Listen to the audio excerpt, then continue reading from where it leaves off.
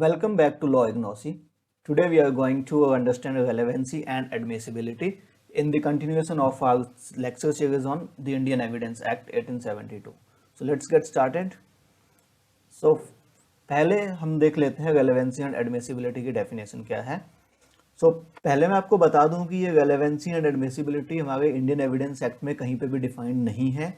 ये definitions interpret की गई हैं. ठीक है. सो रेलेवेंसी क्या होती है? When one fact is relevant to another fact in issue directly और in connection with any other relevant fact. So दो फैक्ट हम तभी रेलेवेंट मानते हैं जब वो एक दूसरे से कनेक्टेड होते हैं किसी वे में.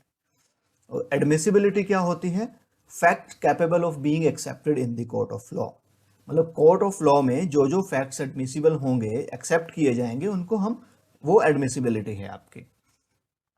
अब बहुत से लोगों को रेलेवेंसी और एडमिसिबिलिटी सेम लगता है, तो इसके लिए हमारा एक केस लॉ है Ram Bihari versus state of Bihar में. केस लॉ में सुप्रीम कोर्ट ने बड़े अच्छे से बताया है कि एडमिसिबिलिटी एंड रेलेवेंसी सेम नहीं है. ठीक है. Supreme court has differentiated relevancy and admissibility. अब क्या क्या कहा गया है इस केस में? These are used as synonyms, but their legal implications are distinct and different. Facts which are relevant may not be admissible, so also facts which are admissible may not be relevant. Relevancy क्या है? ये दो type की हो सकती है. हो सकती है लीगल, एक हो सकती है लॉजिकल. ठीक है. अब जो लीगल रेलेवेंसी है ये कहीं नहीं दी गई, बट अपने 1872 इंडियन एविडेंस एक्ट में ही दी गई. हमें कहीं और से पता नहीं चलता है इसका. 1872 जो इंडियन एविडेंस एक्ट है उसी में जो दिया गया है वही रेलेवेंट है.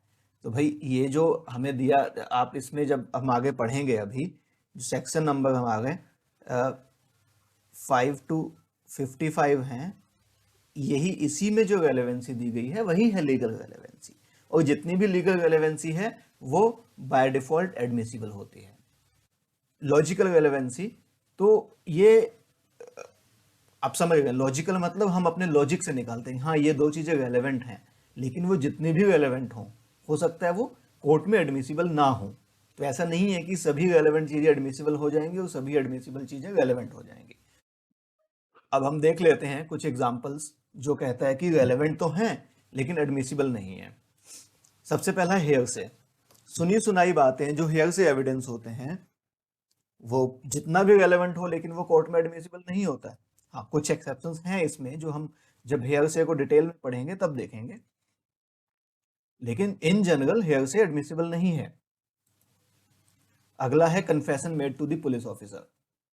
अब पुलिस ऑफिसर को आपने कन्फेशन किया है, जितना भी रेलेवेंट है, जितना भी रेलेवेंट कन्फेशन किया होगा वो कोर्ट ऑफ लॉ में एडमिसिबल नहीं होगा. ऐसे ही communication between advocate and client. अब देखो, क्लाइंट एडवोकेट के पास जाता है, अपना सब कुछ बताता है उसको ताकि केस स्ट्रॉन्ग बने, वो अच्छे से उसको फाइट कर सके. अब आपने अपने एडवोकेट को कुछ बताया, एडवोकेट वही जाके कोर्ट में बोल दे कि हाँ हाँ ये इसने मुझे ऐसा बताया था, इसी ने खून किया है जी. तो अगर वो एडमिसिबल हो जाएगा तो आप तो किसी एडवोकेट के पास जाएंगे नहीं ना.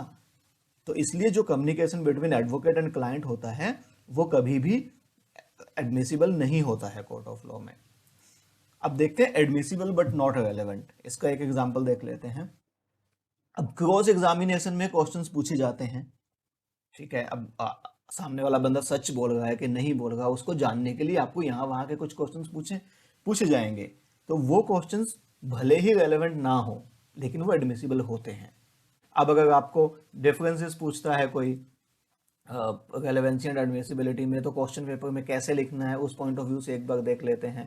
तो रेलेवेंसी क्या है? A fact connected with another fact. Admissibility क्या है? A fact which is capable of being accepted in the court. फिर relevancy is a question of fact. ये समझिए, रेलेवेंसी जो है वो फैक्ट का क्वेश्चन है, लेकिन जो एडमिसिबिलिटी है that is a question of law, कि ये लॉ में जो दिया गया है वही एडमिसिबल है. रेलेवेंट फैक्ट मे और मे नॉट बी एडमिसिबल, हमने देखा ही है. सिमिलरली एडमिसिबल फैक्ट मे और may not be relevant. Relevancy of fact is based on reasoning. ये एक रीजनिंग के बेसिस पे है. Admissibility is based on the law, कि जो लॉ में दिया गया है बस वही है. इसमें आप एक और चीज ऐड कर सकते हैं कि रेलेवेंसी का आप एक सेक्शन भी बता सकते हैं कि ये सेक्शन 5 to 55 में दी गई है। ठीक है, अब साथ में इनके एग्जांपल्स भी लिख लीजिए। Confession made to police officer, communication between advocate and client और इस side question permitted in the cross examination. So ये था हमारा रेलेवेंसी एंड एडमिसिबिलिटी।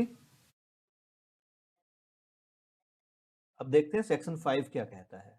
अब सेक्शन 5 जो है, अब इसका टाइटल देखें तो ये बोलता है कि evidence may be given of facts in issue and relevant facts only. ठीक है, अब इसकी डिटेल्स भी देखेंगे तो ये इसमें यही बताता है कि अब फैक्ट्स इन इश्यूज के एविडेंस दे सकते हैं, प्लस रेलेवेंट फैक्ट्स के एविडेंस दे सकते हैं जो यहाँ पे डिक्लेयर किए गए हैं। डिक्लेयर कहाँ पे किए गए हैं? Section 6 to 55। सेक्शन 6 to 16 में एक जनरल रेलेवेंसी की बात की गई है एंड 17 to 55 में जो है वो स्पेसिफिक रेलेवेंसी की बात होती है। तो यहाँ पे ख़त्म होता है हमारा आज का वीडियो। आई होप आपको अच्छा लगा होगा। अगर अच्छा लगा है तो प्लीज़ सब्सक्राइब कीजिए चैनल को, ताकि हम आगे और वीडियो बनाने के लिए मोटिवेटेड रहें। नेक्स्ट वीडियो आने तक आपका धन्यवाद।